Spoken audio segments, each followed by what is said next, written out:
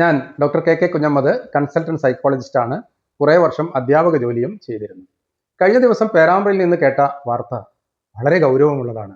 3 അധ്യാപികമാർ MDMA കേസിൽപ്പെട്ടിരിക്കുന്നു. നിങ്ങൾ ആലോചിച്ച് നോക്കൂ, ഈ ഒരു വാർത്ത നമ്മൾ കേട്ടത് ശരിക്കും ഞെട്ടലോടുകൂടിയല്ലേ? കാരണം അധ്യാപക ജോലി എന്ന് പറയുന്നത് മറ്റൊരു ജോലി പോലെയല്ല.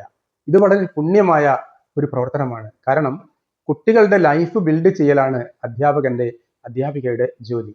അങ്ങനെ വരുമ്പോൾ ഈ തെറ്റായ നടപടി നടത്തിക്കൊണ്ടിരിക്കുന്ന, അല്ലെങ്കിൽ ഇത്തരം കച്ചവടങ്ങളൊക്കെ നടത്തിക്കൊണ്ടിരിക്കുന്ന അവർ പഠിപ്പിക്കുന്ന കുട്ടികളും നാളെ അങ്ങനെ ആവാൻ സാധ്യതയില്ലേ? അങ്ങനെയാണെങ്കിൽ നമ്മുടെ സമൂഹത്തിന്റെ ഭാവി എന്തായിരിക്കും എന്ന് നമ്മൾ ചിന്തിക്കണം. ഞാൻ മനസ്സിലാക്കുന്നത് ഇത്തരം അധ്യാപകരൊക്കെ തന്നെ ഈ ഒരു തെറ്റായ രീതിയിലേക്ക് പോകുന്നതിന്റെ പ്രധാന കാരണം സാമ്പത്തികം തന്നെയായിരിക്കും.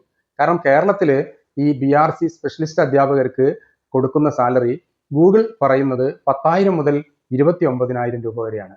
ഒരു സാധാരണ കൂലിപ്പണിക്ക് പോയാൽ 1000 രൂപ ദിവസം ലഭിക്കും. പക്ഷേ അത്ര പോലും കിട്ടാത്ത ഒരവസ്ഥ ഇന്ന് നമുക്ക് നിലവിലുണ്ട്.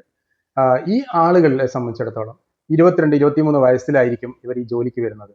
ഒരു സാധാരണ കൂലിപ്പണിക്ക് പോകുന്ന ഒരാൾ മിക്കവാറും 16, 17, 18 വയസ്സിൽ ജോലിക്ക് പോകുന്നുണ്ടാവും.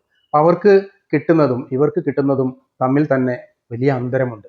വളരെ തുച്ഛമായ വരുമാനത്തിലാണ് ഇവർ ജോലി ചെയ്യുന്നത്. ഒരുപക്ഷെ അതുകൊണ്ടാവാം ഇവരൊക്കെ തന്നെ ഇങ്ങനെ പണമുണ്ടാക്കാൻ അനധികൃത മാർഗങ്ങൾ കണ്ടെത്തുന്നത്.